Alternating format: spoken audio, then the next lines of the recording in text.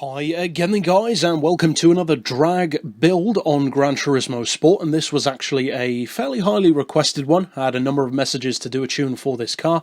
Pretty obvious one to do, the next logical step after the R32 and the R34. The R35, the new 2017 shape model. Now, of course, for a drag build, you would ideally have the car in its fully tuned form, so the lowest possible weight, the highest possible power.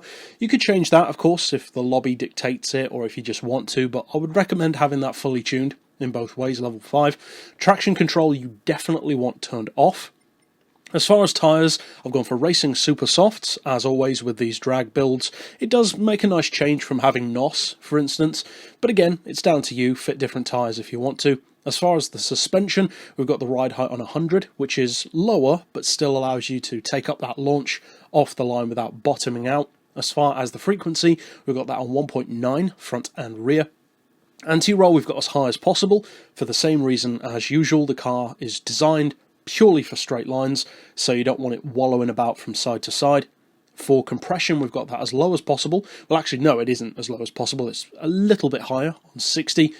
Then, on rebound, we've got it on 92, so a little bit higher in comparison on the sliding scale. And the reason for that, once again, like with the others, is so that you can duck under that launch, take up acceleration off the line, but then slowly rise back up to the natural suspension height so that you can take up that drive but not be wallowing around like a classic American road yacht, for instance.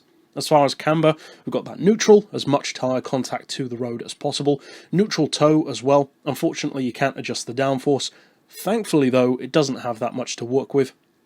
As far as the diff, it's down to you, really. I've got the lowest initial torque and the highest acceleration and braking sensitivity all round, but that's just me. If you want to change it, you can. And as far as the gearbox, we've got an auto setting of 224, then individual gears of 2.5, 1550, 1.2, 1, 775 and 650, with a final drive of 3.4. So, if you want to change anything, feel free to do so. My tunes are designed to have that done to them, to be canvases for you guys to work from, to personalise it for you, to see if you can make it even quicker. Of course, I strongly encourage people trying to make them even better than I already have, but all that remains, of course, is to, as we always do, take it out to a nice long road to see what kind of times it can run.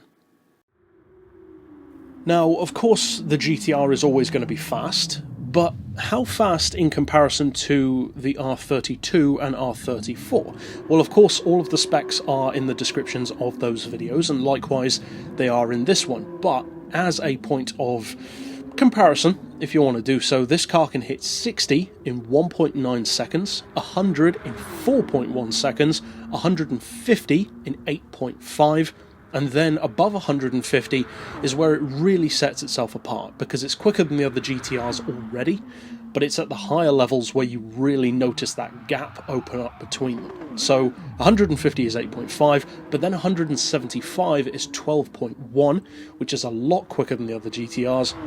And then to cap it all off, 0 to 200 from that standing start is 16.9 seconds, which is extremely fast. So the top end speed, if you do need to use it, as you can again see from this video, with a long enough straight, you can get it over 250. So if they do eventually add the Le Mans circuit, which I hope they do, and I think they probably will, then it will be interesting to see how quick it can go. So if you want to find more drag tunes, you can do so here on the channel, but for now, as always, thanks for watching.